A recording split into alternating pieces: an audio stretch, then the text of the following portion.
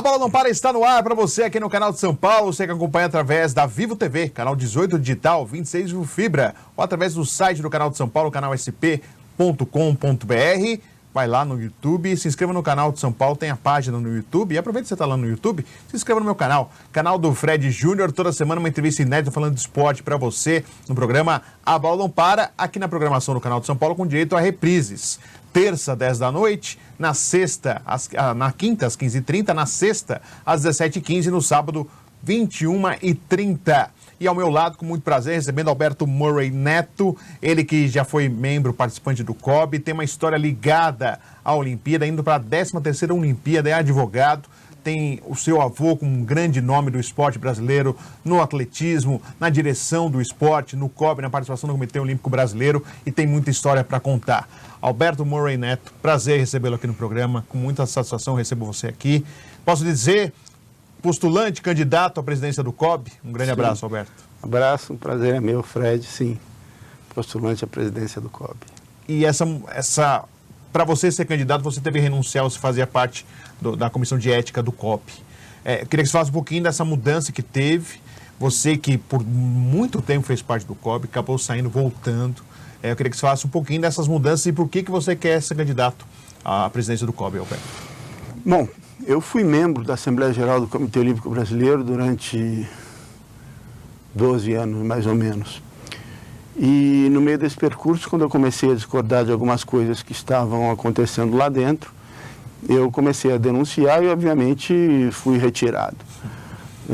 Na época da gestão do Carlos Arthur Nusso. Sim, depois de 10 anos de uma luta incessante de denúncias e artigos, provou-se que eu tinha razão em rigorosamente tudo aquilo que eu disse, e a coisa deu no que deu, ele acabou preso e as coisas mudaram no Comitê Olímpico. O vice dele, escolhido por ele, assumiu com uma espada sobre a cabeça, que foi uma marca indelével que existe no Comitê Olímpico, que é a suspensão imposta pelo Comitê Olímpico Internacional. Você conta nos dedos aqueles comitês que sofreram isso ao longo da história do movimento olímpico. Então ele tomou uma atitude muito correta, o atual presidente do COB, Paulo Vanderlei, que foi reunir uma assembleia ou uma comissão estatuinte que em 43 dias tinha um estatuto muito moderno em vigor. Fez a eleição para vice-presidente, fez a eleição para os membros do Conselho de Administração e para o Conselho de Ética, ao qual eu me candidatei. Eu tinha ido antes ao Comitê Olímpico conversar com ele, nos conhecemos ali. Você não conhecia o Paulo Vanderlei? Eu conhecia de nome, né? Ele é ligado ao judô, né? Cheguei a pegar o começo dele no judô, eu ainda estava no COB, mas nunca tinha tido a oportunidade de falar com ele. Foi uma conversa muito boa e fui eleito por uma vasta maioria de votos, assim, uma diferença muito grande, o que me deu uma responsabilidade enorme, porque eu contei com o apoio dos atletas e das confederações. E fiz durante 2 anos esse trabalho, junto com os meus colegas de conselho, claro, presidências, mais uma questão administrativa, mas os votos, todas as questões materiais de direito que surgem são produto de um colegiado. O que me aborreceu foi a maneira como ele conduziu a rediscussão desse estatuto, onde não houve a mesma discussão que houve lá atrás. Foi um estatuto que foi entregue ao Conselho de Administração no dia e à Assembleia Geral e os demais poderes do COB horas antes da votação. E ali havia uma série de retrocessos com relação à área de governança, que são absolutamente rejeitados. Eu sou um advogado que milito nessa área, além de militar no esporte, e vi que aquilo não estava correto e não foi discutido. E, paralelamente a isso, uma coisa que eu achei de natureza gravíssima foi a questão das acusações de fraude nas licitações de tecnologia do Comitê Olímpico, que teriam beneficiado pessoas do Espírito Santo e empresas ligadas a ele. Eu tomei conhecimento disso pela imprensa, assim como todos, Conselho de Administração, Assembleia Geral, Comissão de Atletas, ninguém sabia. Isso me aborreceu muito. Ele sabe desde o começo que essa não é a minha forma de trabalhar.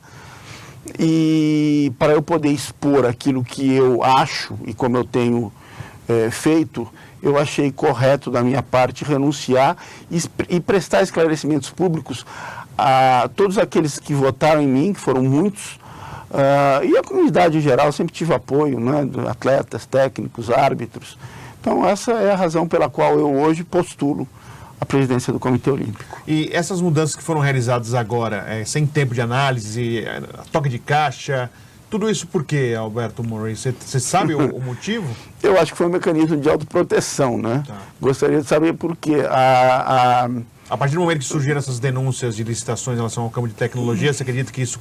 Acho que sim. Acho que ele poderia imaginar que em algum momento teria que dar explicações sobre os relatórios da Kroll, que foram engavetados e contratados lá atrás pelo Compliance, que foi demitido. Ele quis criar um mecanismo de autoproteção que me desagradou. Claro que ele tem o direito de ampla defesa. Agora, você lendo os relatórios, para mim o que está ali é muito claro. Está escrito: o esquema utilizado foi igual ao esquema do judô. Quer dizer, a Kroll não amaciou. Eu posso dizer isso porque se tornou público. Eu recebi aquilo de jornalistas para confirmar a autenticidade ou não, e eu disse a eles: olha, é a primeira vez que eu estou vendo isso. E acho também uma deslealdade com o Conselho de Ética entregar isso, receber isso pela imprensa, né? Então, acho que foram mecanismos de autoproteção, inclusive com relação ao Comitê de Conformidade, que é independente, embora seja um braço vinculado ao Conselho de Ética, mas com atuação independente. Havia ali também estudos de contratos irregulares que estavam em andamento, e eu não me meti nisso, porque acho que não tinha que me meter como presidente do Conselho de Ética. Isso tem que caminhar com independência, da mesma forma como a diretoria do COB nunca interferiu no nosso trabalho do Conselho, não ia ser eu interferir no trabalho do Comitê de Conformidade. E descobriu alguns contratos regulares. Eu sugeri ao presidente desse comitê, Dr. Bernardino Santi, que fosse ao presidente Paulo Vanderlei e avisasse, porque não era nenhum procedimento ético, era alguma coisa para auxiliar a gestão dele. E dizer: olha, presidente, nós estamos fazendo aqui algumas investigações, que nós recebemos solicitação do Compliance, e depois vamos lhe entregar um relatório a você e ao Conselho de Administração. O presidente foi muito simpático com a ideia, falou: não, vocês têm que fazer. E o doutor Bernardino levou isso aí? Levou isso a ele antes.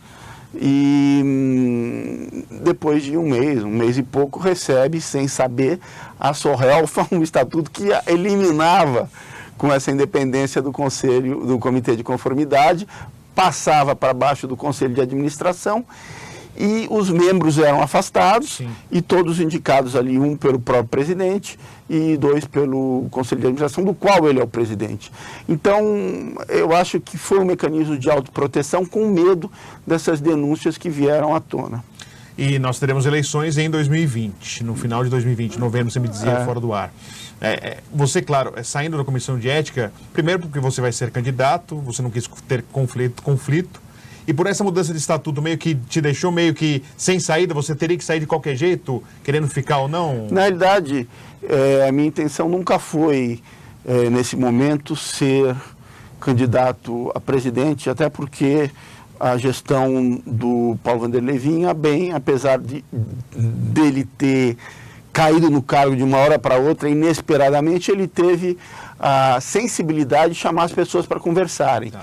Então ele estava conversando, ele sabia das limitações dele, como todos nós temos as nossas limitações, e era uma gestão de diálogo.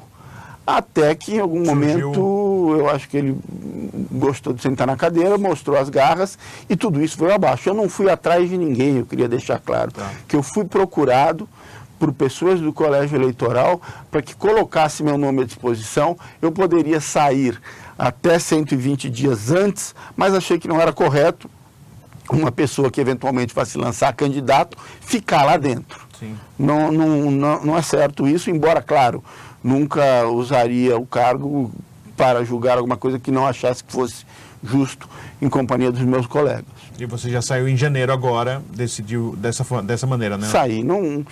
E outra coisa, quando você tem do seu lado alguém que, por mais que sejam poderes independentes, mas alguém que te estimula, que diz, olha, vamos investigar, vamos lutar contra a corrupção, vamos fazer coisas que ajudem os atletas, as confederações. Mas quando você vê alguém que quer te apunhalar e esvaziar poderes de uma coisa tão importante, você perde um pouco do ímpeto, né? Várias pessoas perderam o ímpeto. Perde a confiança, né? Então eu achei melhor me afastar, não fazia mais sentido você ter ali dentro alguém que não apoia o trabalho. E mais, eu acho que aquele estatuto lá de trás, que foi um estatuto bem feito, que foi uma condição essencial para que o COI suspendesse o cancelamento, né, a punição ao COB, ele deixou de existir, inclusive fere a Agenda 20+20 do Comitê Olímpico Internacional, cujo um dos pilares é a transparência. Então, um estatuto completamente anacrônico e legal. Algumas coisas passaram, como essa necessidade de incompatibilização. Então, isso enfiou uma espada na cabeça dos presidentes de confederações, nos membros da comissão de atletas, nos membros do Conselho de Administração, do Conselho Fiscal. E a cláusula é tão ampla que até funcionários e colaboradores não podem ser candidatos. Então, o que são colaboradores? Colaboradores é qualquer pessoa que presta a sua ajuda ao Comitê Olímpico. Então, essas pessoas também não podem ser candidatos, a não ser que se afastem completamente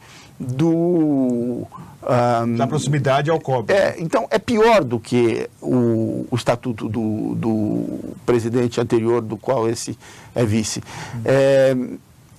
Antigamente, você tinha que se demonstrar candidato em abril. Sim. Com 10 assinaturas. Mas você podia continuar. Agora não. Que era um tempo para te retalhar também. Olha, eu quero ser candidato. Aí ele já começa a povoar, tem a máquina na mão, sim, aquilo que ele vai soltar, se ele não for correto. E até as confederações. Agora não só te obriga a se mostrar candidato em abril, porque quando você renuncia que você vai ser candidato, sim, como te faz sair. Sim.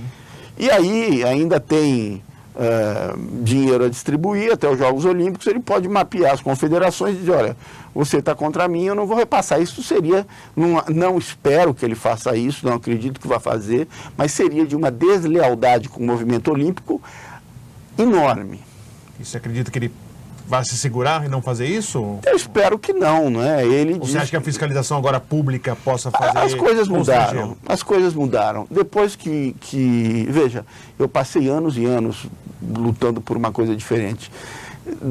Depois que o Nussmann foi preso, eu acho que as pessoas estão mais atentas. Até porque agora, no caso do presidente Paulo Vanderlei, existem 3 processos no Ministério Público. 2 no federal e 1 no estadual, onde o Ministério Público disse que dessa vez não vai esperar tanto tempo para cortar as coisas. Então essas explicações superficiais de que não, eu vou explicar, quer dizer, vai explicar depois que foi pilhado, isso não é a minha maneira de lidar com as coisas.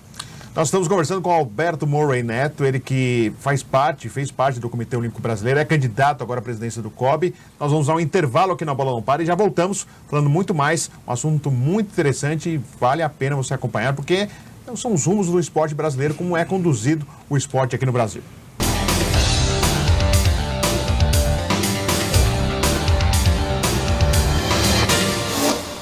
Venha conhecer o programa Vida de Empresário. Nele você conhecerá cases, realizações, sonhos, frustrações, saber o quanto custa para chegar lá. Você tire suas dúvidas, suas dificuldades. No programa Vida de Empresário você conhecerá tudo isso. Inscreva-se no nosso canal, deixe seu like e não perca o nosso programa.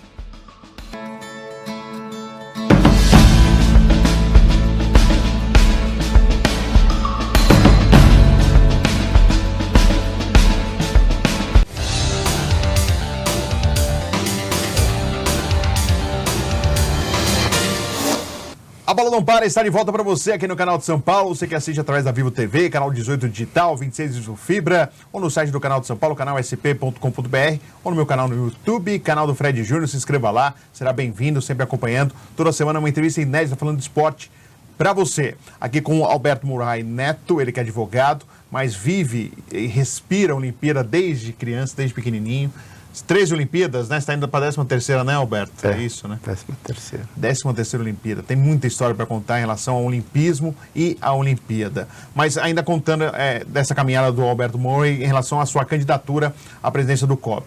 Quando o Paulo Vanderlei era dirigente no judô, já existiam algumas suspeições, algumas suspeitas e algumas denúncias a respeito da gestão dele no judô. De alguma forma, Alberto, você acreditou que isso não iria acontecer no COB?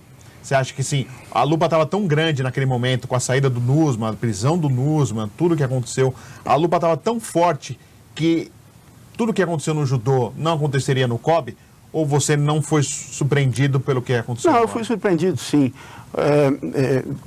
Com essa minha questão no esporte, ter sido sempre uma voz dos atletas e mesmo de confederações que na época do Nussmann não podiam se expor, eu virei um caudal por onde vinham as reclamações. Você era uma voz no deserto, né, Alberto Murray, no início. A gente pode falar assim, que você era o único que realmente batia em relação ao Nussmann, à gestão, ao que ele fazia de errado. Você era uma voz no deserto, porque os outros não podiam se manifestar, você já tinha isso em você, e a partir do momento que você começou a falar, virou um porta-voz de muitos.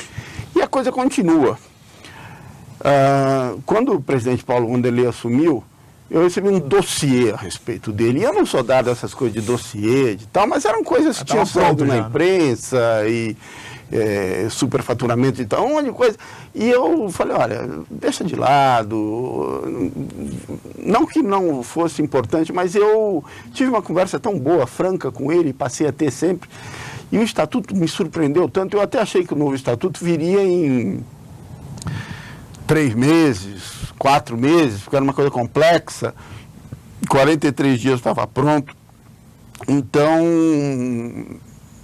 baseado naquilo que ele fez nos primeiros meses de gestão, nunca imaginei que pudesse ter algo como aconteceu no TI. E o que me surpreende é algumas pessoas acharem, né, não, isso foi Isso é gravíssimo. Qualquer erro, né? Mas os relatórios, um ainda está escondido, os dois são demolidores. Sim, sim. Então, a gente fica sabendo isso pela imprensa, eu não faço parte disso, eu me ofendo com isso, eu era presidente de um poder, tinha que ter sabido pelos caminhos internos do COB e não pelos jornais. De alguma forma, Paulo Vanderlei ou procurou ou não? Sim, procurou. Nós tivemos no dia 12 de dezembro uma reunião onde ele expôs uma série de coisas e eu outras. Foi uma reunião muito cordial, nem poderia ser diferente, ele é uma pessoa cordial, mas dura, onde ele expôs o seu desagrado com a dureza das minhas críticas e eu expus a ele reiteradas críticas que eu tinha feito também com muita educação e falei para ele, presidente, você esperava o quê de mim? Não, mas quando você leu o estatuto, você deveria ter me ligado. Eu recebi o estatuto, assim como todas as confederações, às 19h23 para ser votado no dia seguinte. Eu falei, ao contrário, você devia ter me ligado para ter debatido esse estatuto. Eu ia ligar em cima de um fato consumado para ficar de madrugada debatendo o estatuto. Algo que não ia mudar, né? Não ia mudar. E eu falei, não ia ligar, não. Eu tenho a minha autoridade, eu sou extremamente democrático, mas ali eu me vi como uma pessoa que não podia fazer mais nada a não ser me manifestar publicamente contra aquilo. E nós vencemos na Assembleia. Sim. Essa parte nós vencemos na Assembleia. Ele perdeu, foi derrotado, junto com o seu diretor jurídico, e muito bem, é uma questão democrática, ganhar ou perder. O que me aborreceu foi a falta de democracia que existiu. Quis colocar a goela abaixo no novo estatuto. É uma maneira de tratar. Outro dia eu até escrevi um artigo sobre isso. Não existe esporte pequeno e esporte grande. Existe o esporte, existe a confederação, a modalidade e os atletas. Essa ideia de achar que as modalidades, entre aspas, pequenas, vão engolir tudo que vem de cima, tem que acabar. Sim. Tem que acabar. inclusive com relação à distribuição de verbas ali dentro. Você pode criar um círculo vicioso, onde alguém que já tenha um grande patrocínio atinja méritos maiores e, portanto, receba sempre mais incentivos do COB, porque ganhou mais campeonatos internacionais ou medalhas olímpicas. Sim. Isso é uma coisa óbvia de acontecer, só que aquele que ganha pouco não vai nunca ter condição de atingir os mesmos méritos. Então, essas avaliações de critérios precisam também ser mudadas. E essa postura um pouco imperial, soberba, de achar que confederação de esporte, que chamam de pequenos, vai engolir tudo aquilo que vem de cima. Isso é uma herança negativa da era do presidente que ele sucedeu e que tem que acabar. Não pode ser assim. E ainda sobre as denúncias, ele conversou com você a respeito ou não falou nada? Conversou, fez umas explicações muito superficiais, no meu modo de entender. Disse que não houve direcionamento, quer dizer, muita coincidência, todos serem do Espírito Santo e todos terem participado da mesma situação no judô, segundo o relatório da CROL. E aí disse que não houve pagamento de nada, só que não mostrou papel, não mostrou... Ficou só na palavra. Nada, ficou na palavra, e eu não estava ali também mais para debater. Eu acho que agora o assunto está no Ministério Público, é de conhecimento do Conselho de Administração, das confederações, da Comissão de Atletas, e eles vão do Conselho de Ética, né, Conselho Fiscal, e eles agora vão averiguar. Uma pena que tenha vindo à tona dessa maneira. Né? Exatamente. Eu acho que ele criou suas próprias crises. Sim. E sobre ainda a candidatura, Alberto Murray, a gente sabe que, a gente fala, claro que não é mais uma voz no deserto, você é a principal voz, ainda eu acho, de contundência, de críticas, de denúncia em relação a procedimentos, não só do COB, mas procedimentos no geral, do esporte olímpico. Mas você sente já o apoio oficial, não aquele apoio, quando for a eleição vou te apoiar, e você na hora do vamos ver não tem esse apoio. Você sente que é diferente dessa vez, Alberto, que você vai ter realmente um apoio irrestrito de grande parte aí do pessoal envolvido ao COB e principalmente dos atletas, que são aqueles que tentam defender de alguma maneira as suas modalidades. Assim eu espero. As conversas têm sido muito boas, eu tenho dito a eles que eu não quero constranger ninguém. Eu acho que eu devo uma satisfação antes de qualquer coisa, do porquê eu saí antes do meu mandato, e converso com as confederações, e existe um grupo de trabalho que está montando um plano de ação, uma proposta, e tenho convidado, eu vou publicar isso em breve, e tenho convidado todas elas a participar, independentemente de apoiarem ou não. Mas a receptividade tem sido muito boa. Eu acho que, nesse momento, a imagem do presidente Paulo Vanderlei ficou muito desgastada e as pessoas querem ouvir coisas novas. Mas, claro que tem um ano inteiro pela frente e muita coisa para acontecer. Eu também acho que nós não podemos perder o foco dos Jogos Olímpicos. Sim. Agora, existe uma corrente que diz, não, discutir eleição agora, você está tirando o foco dos Jogos Olímpicos. Nós não estamos discutindo eleição, nós estamos discutindo políticas públicas, sim, para o esporte. E isso vai, inclusive, melhorar. O que prejudica os Jogos Olímpicos é fazer licitação que eventualmente seja fraudulenta, é tentar empurrar um estatuto goela abaixo, é não dar apoio a uma confederação menor, que não é menor, em detrimento a outros interesses. Isso atrapalha. Isso deixa os atletas com, será que não mudou nada? Né? Mas eu acho que sim, que os apoios estão vindo, mas sempre com muita cautela e muita humildade, sem querer constranger ninguém a nada. Eu acho que todo mundo tem algo a contribuir, todo mundo mesmo. E quem você tem sido dos atletas, Alberto Murray? O que você tem sentido deles, dos ex-atletas e dos atletas de uma participação maior? Você tem percebido uma participação maior e até publicamente uma crítica, se for possível, algo que antigamente ficavam constrangidos de fazer? Uma das coisas que eu conversei com o Paulo Vanderlei, disse assim, eu não temo atleta, porque quando eu entrei era um atleta, hoje eu pus 19 com direito a voto na Assembleia. Eu disse assim, primeiro, o atleta não é para ser temido, é para ser respeitado. Sim. Segundo, você não colocou nada, com todo respeito, a legislação lhe obrigou. E terceiro, ninguém deu isso ao atleta. Isso foi uma conquista deles. Ninguém deu de presente isso para nenhum atleta. Então, é impossível dissociar da administração do movimento olímpico a figura do ex-atleta ou do atleta.